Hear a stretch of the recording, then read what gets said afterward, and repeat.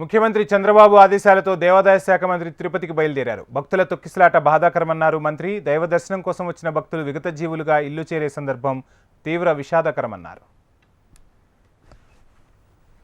ఈరోజు ఒక దురదృష్టకరమైన సంఘటన తిరుపతి నగరంలో జరిగింది.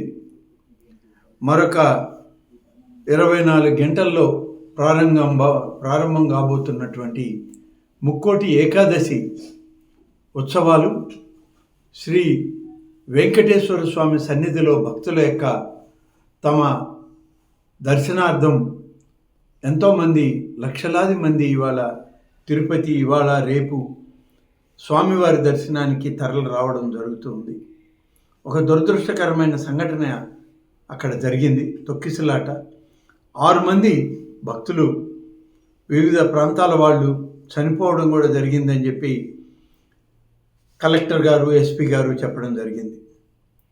అన్ని రకాలుగా ఏర్పాట్లు చేయమని, భక్తుల యొక్క మనోభావాలను కాపాడడానికి భక్తులు అందరూ కూడా స్వామివారి దర్శనార్థం వారికి అన్ని సకల సౌకర్యాలను ఏర్పాటు చేయమని ఇప్పటికే ప్రభుత్వం, రాష్ట్ర ముఖ్యమంత్రి శ్రీ చంద్రబాబు నాయుడు గారు ఆదేశాలు ఇవ్వడం జరిగింది.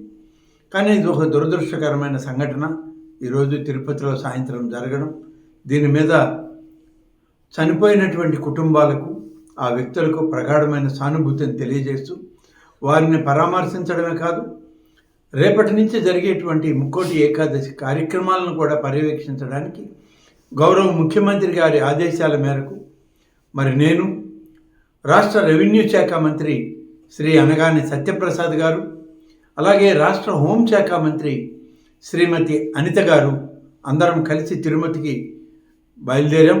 దారిలో ఉన్నాం. కొద్ది సమయంలో ఉదయం కంతా అక్కడ చేరుకునేటువంటి అవకాశాలు ఉన్నాయి.